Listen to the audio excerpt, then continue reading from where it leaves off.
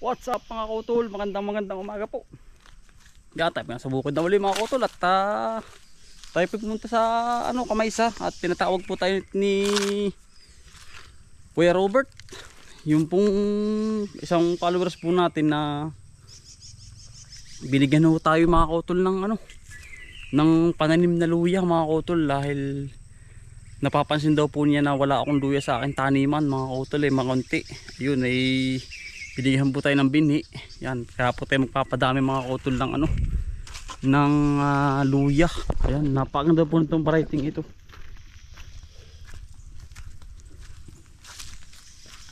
Galing ho ako sa kanya kanina. Yan, dumaan po tayo. Ayan po yung bigay niyang pananim na luya mga kautol. Sana po yung madami, kaya lang ako nahihiya. At yan. Ano po ay yun naman po ay din niya, pinaghirapan din, kaya lang po kaunti lang ako, sabi ko ako na magpapadami. Ayan po, atin po tatanim din sa ating tinabsan na silihan po. Ayun po yung hawa na, sabi ko ay di na lang at papadamihin ko na lang maigi din mga utol.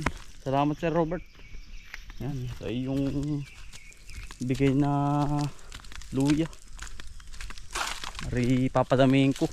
I-update na lang ikaw sa susunod. Ang lawak po ng kanyang luyahan mga utol. Sa Kamaysa. Yung kalapit barangay lang ho namin. Ay sabi ko pagkalawak na nga naman parang iyong iyan.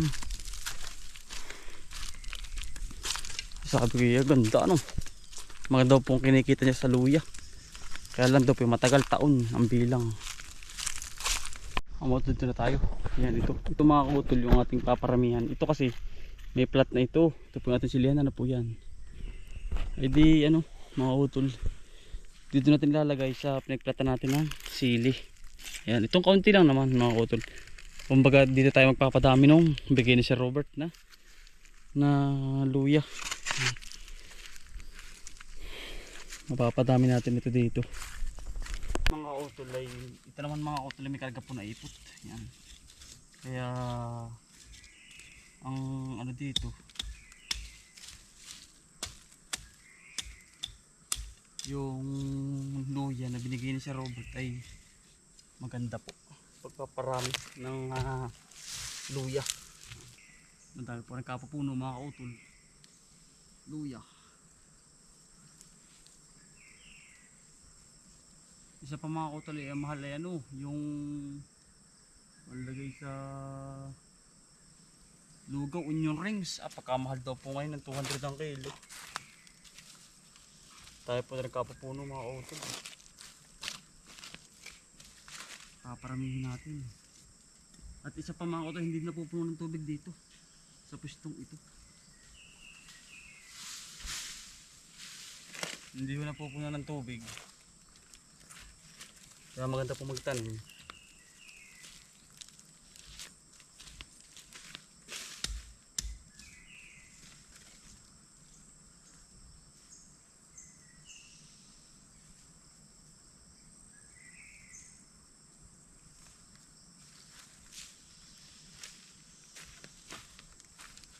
Dahil po na rin luya. Ito po yung magandang variety na luya, kaya papadamihin natin, bigay po ay.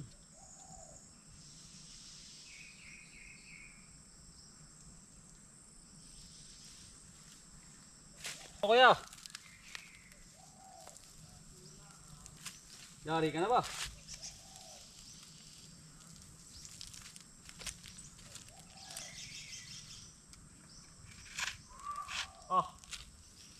Tanaw bawi luya kuya. Luya bigay sa akin ng followers na taga Kamaysa. Paramihin ko daw. Sabi hela. Ako daw walang gulay na ganari. Ari isang hanay lang. Oo. Padamihin ko daw. Meron naman kuya. Hindi man napupunuwar ng tubig.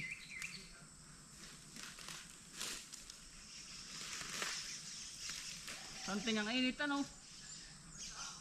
Naliab. Ako nagbibilad.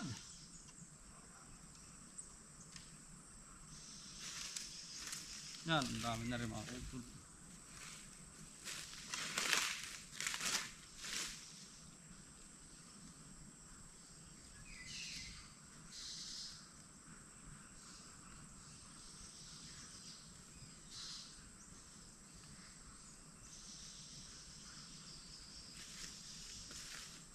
Nakakatuwa.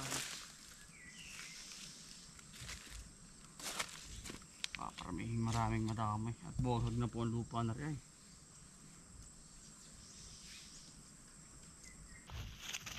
Mari, tutubo pa ng mga kautol.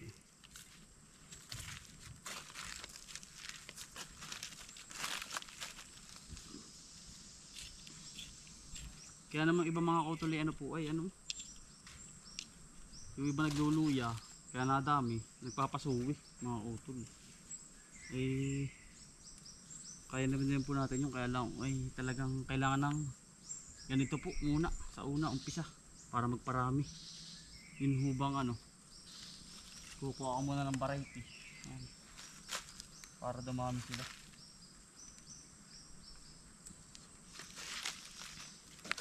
Ba meron pa pala.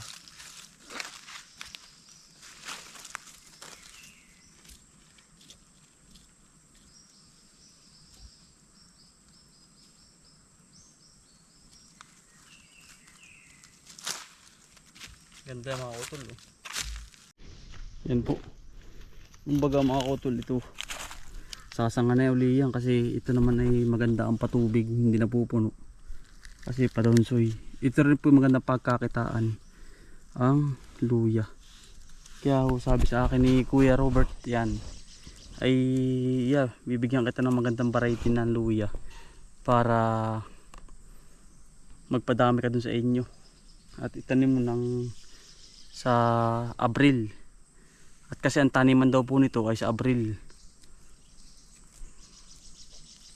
Ayan, di pinuntahan ko po kanina at nag-message sa akin na sabi, sir, punta ka sa Kamaysa, bibigyan kita ng magandang variety ng luya.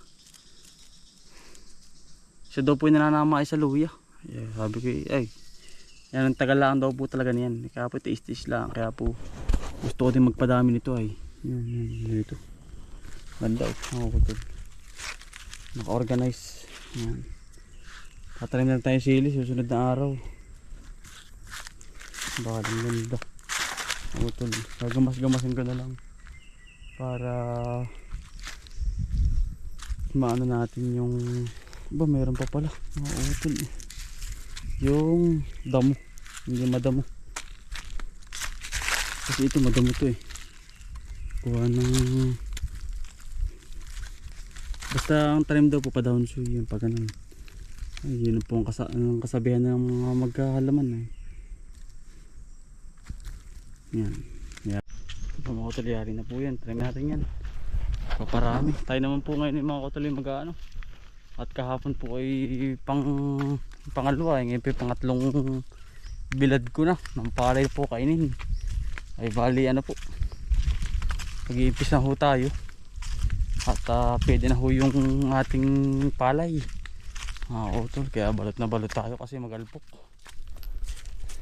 Yan po ating mga taniman, ano na ho siya, linis na uli mga utol. Maganda ng pagmasdan.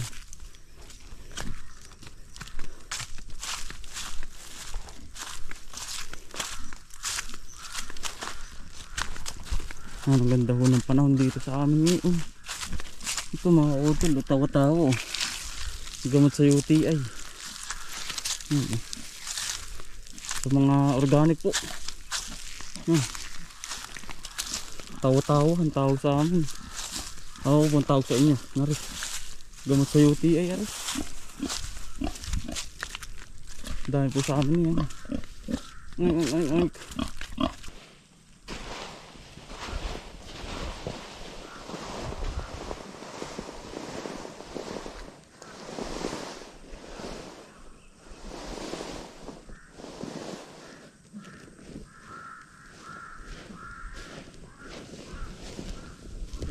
tabi mga kautol.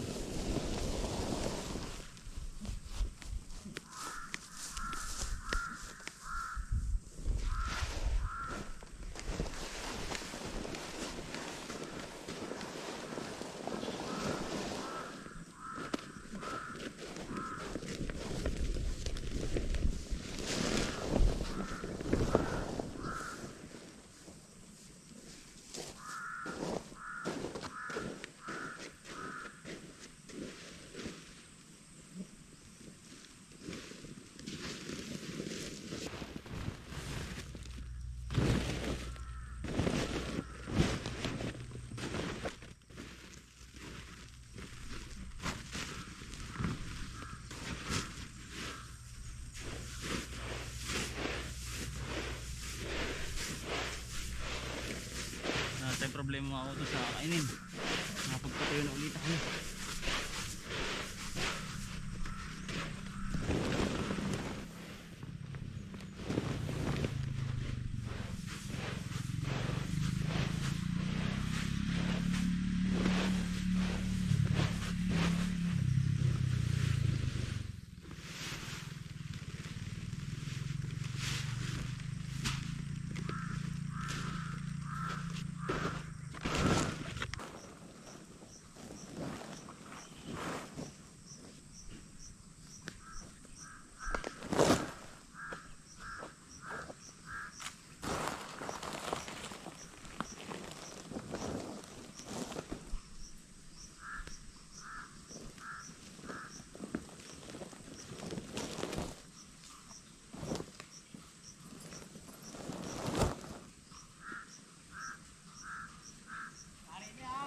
Narin na misan.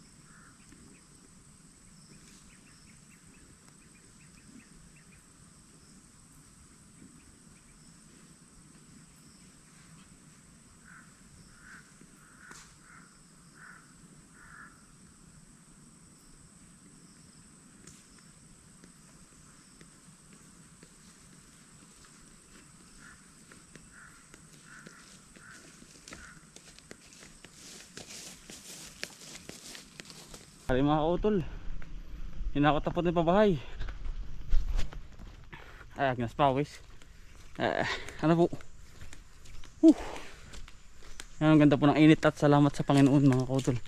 Yun namang isang sako mga kautol ay sa aking manugang. Bianan manugang. Sa akin pong bianan.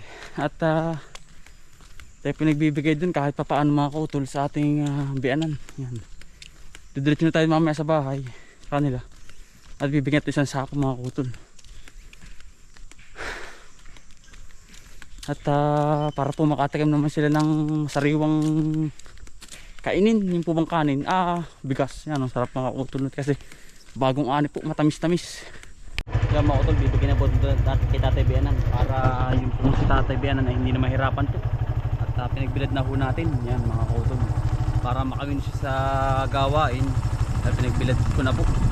At tapos kanila na. Ano yun na po?